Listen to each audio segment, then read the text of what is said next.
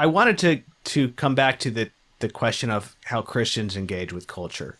Okay. You have a really interesting sort of like taxonomy that you go through with the whole sort of ideology of cultural engagement as being this necessary part of evangelization. So what do people mean when they talk about cultural engagement in the sense that you're critiquing?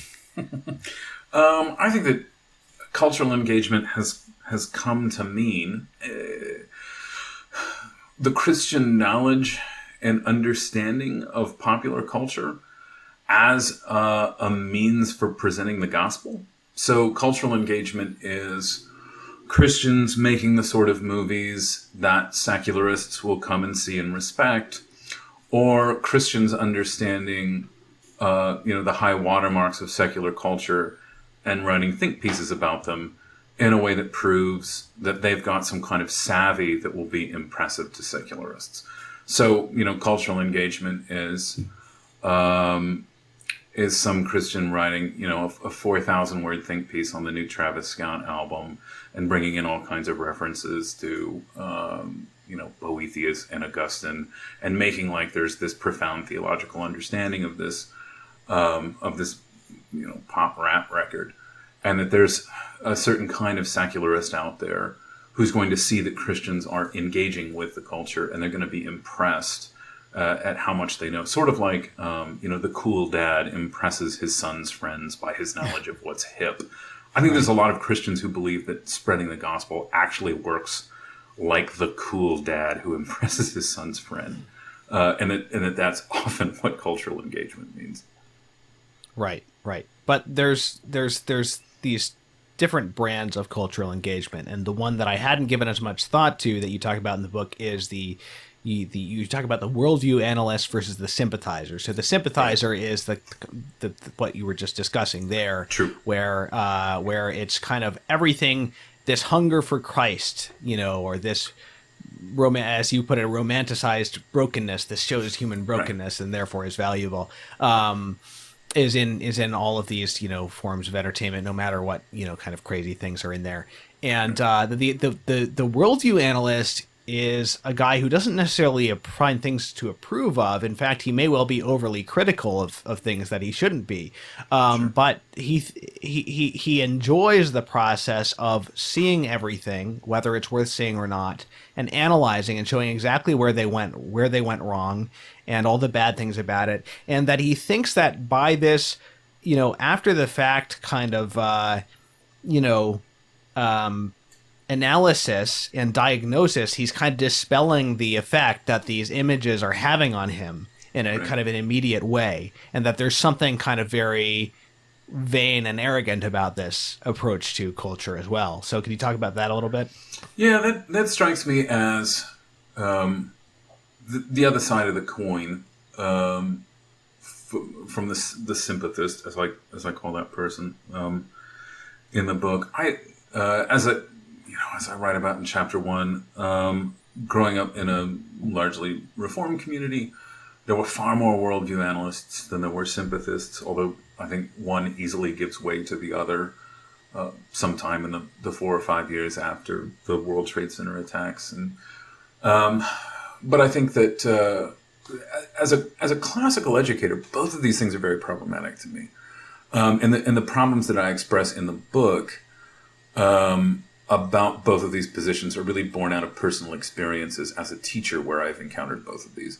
On the one hand, a student who thinks, I can handle anything because I have the truth on my side and I can use the truth to defend myself from lies and from, all sorts of vulgar content. Every film, no matter how tawdry it is, can basically just be reduced to a few tenets, and that you can analyze them with your biblical worldview.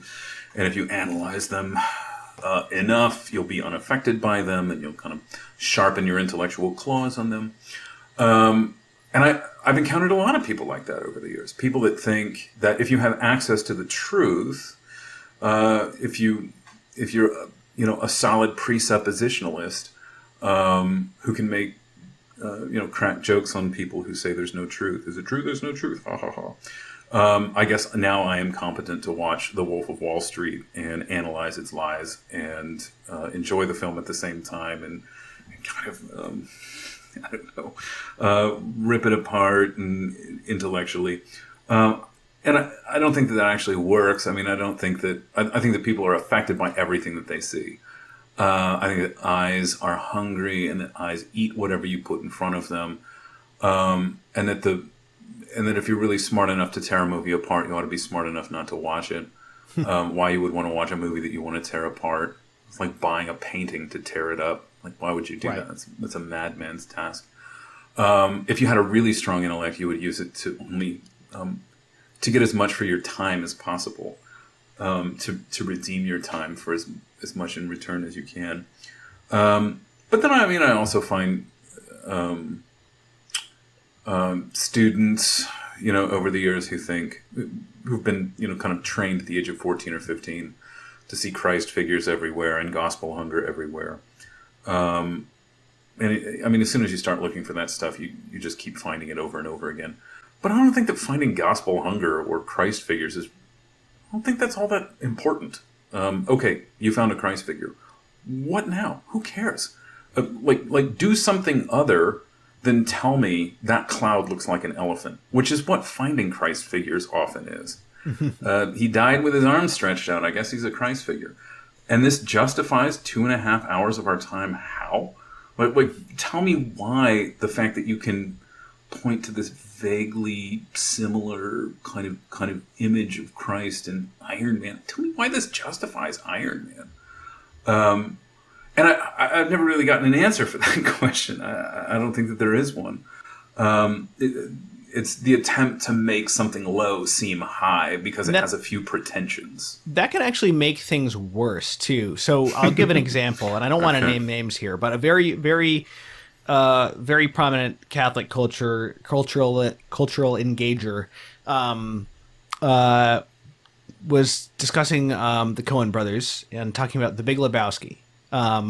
A very, very, very funny movie, which I don't know if I'll ever watch again. I've over the years have become more sensitive to some of the language that's used, some of the blasphemous language that's used in that movie and stuff. But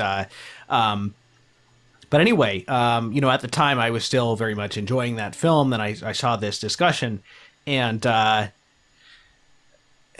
he was talking about how these are all gospel figures reimagined. The dude is like Jesus. Maud is Mary Magdalene. There's a name connection there. All of these different things. I'm thinking this might ruin the movie for me, because if this is true, then this movie is really blasphemous. Like, I can't just enjoy it as a movie if I think that this is actually not helping. But he just said that as though, and then didn't even elaborate on, like, okay, so then what is it saying about the gospel? He just put it out there. These are gospel figures without actually saying, like, well, what's the upshot of that? Like, what? How does that make it interesting or give it value just to say that, even if it's true?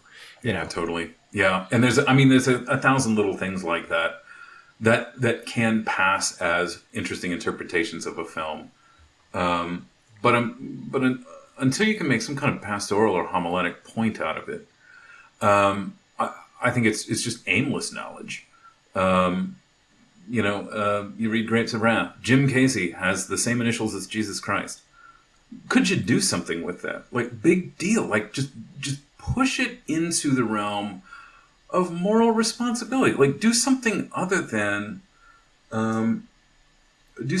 point out vague correlations between secular culture and the Bible. Like, that's just not worth anything.